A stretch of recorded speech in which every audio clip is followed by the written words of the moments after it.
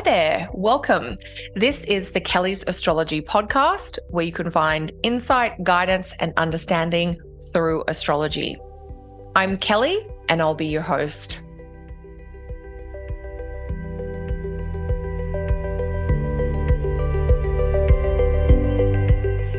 Hey there, everyone, and welcome to this week's show.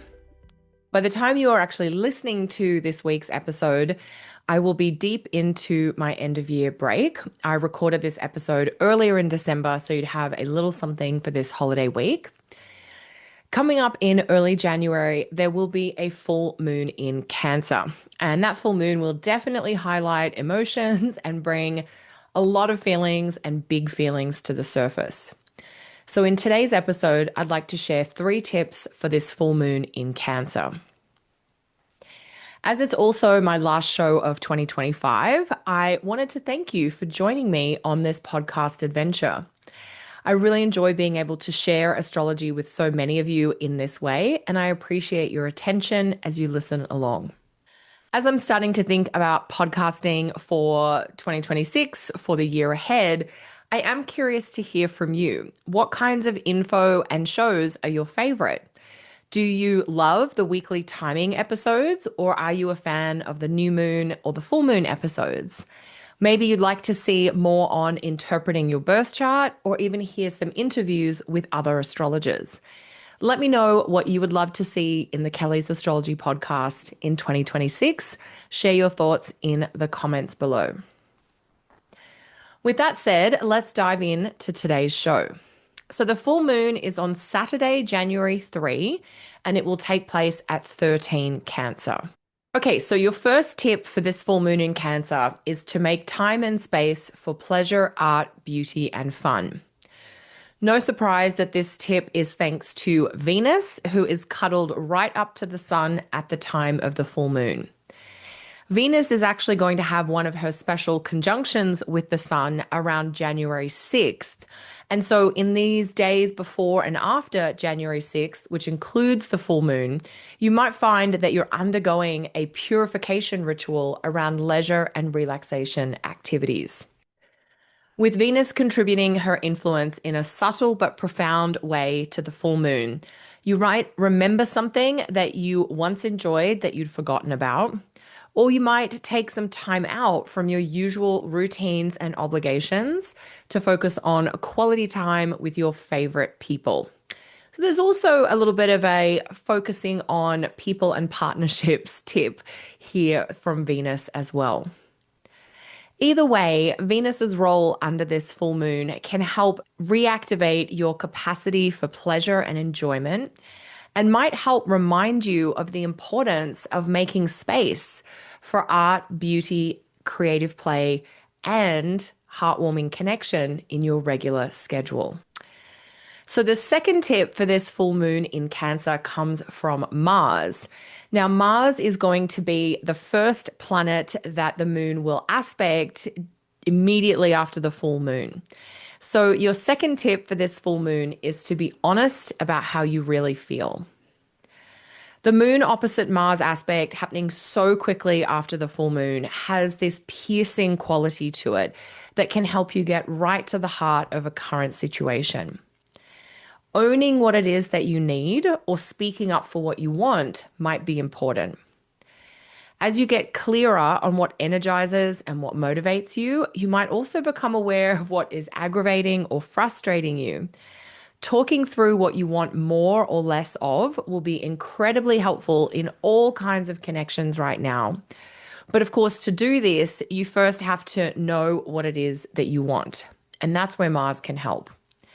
Even if you're not ready to share with others yet, it's a good chance to practice saying, I want, or I don't want, quietly to yourself, so that at least you are clear on your preferences. So with the full moon opposing Mars, there is this need to really stand up for what you want, to be honest about how you feel, and maybe to be brave enough to negotiate or navigate any tension or any disagreement that may be revealed under the full moon. So that's tip number 2. Your third tip for this full moon in Cancer comes from Jupiter, which is co-present with the moon in Cancer. So Jupiter's in Cancer, the full moon's in Cancer, which basically means visually the evening sky before and after. So over this first weekend in January, the night before and the night after the full moon, we're going to see the moon very close to Jupiter in the evening sky, and it's going to be beautiful. It's going to be very pretty, like the moon with this twinkly bright star. It's a very auspicious omen. So after the moon has her more kind of revelatory meeting with Mars, maybe has to figure out how to manage some differences, the moon then joins with Jupiter. And so this third tip, inspired by the moon-Jupiter combination, is to celebrate connection and belonging. With the full moon in a water sign, there may be a craving for more closeness or more quality time with your family, your dearest friends, and those special people that really support you the most in your personal life. There's something about wanting to be kind of cuddled up and close with your special people under this full moon in Cancer with Jupiter there.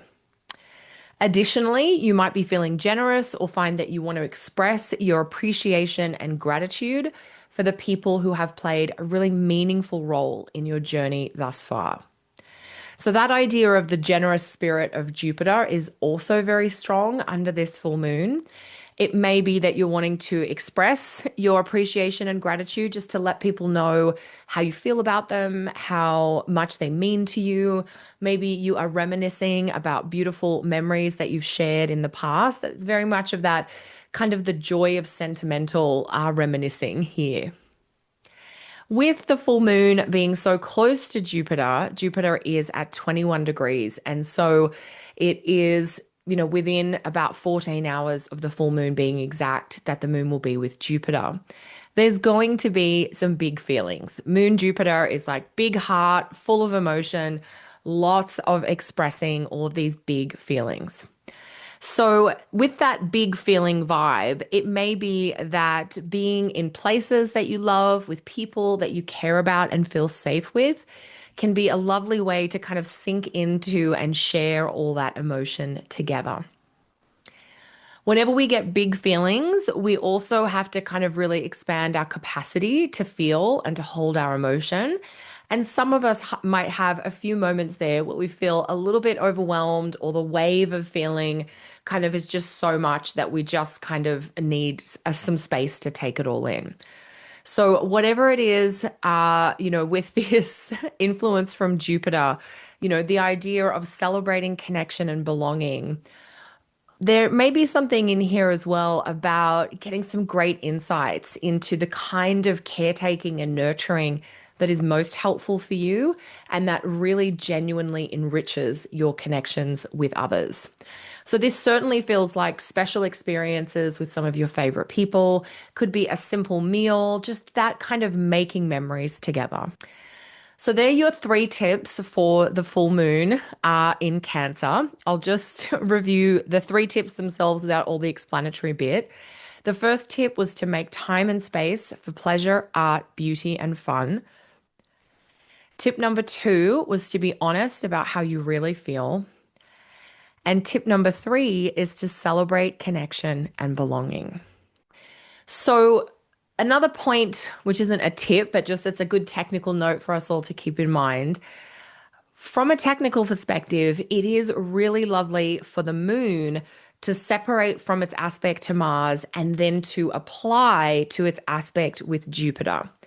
This can show a bumpy situation being resolved, or it points to growth and progress after working through some tension or any differences. Another way of thinking about that is like the rewards are worth the effort or the friction that we may have to navigate to get there. So with that said, everyone, I wish you all the very best for this final week of 2025. Let me know how this full moon in Cancer is showing up for you in the comments below. I look forward to seeing you again in 2026. Take care.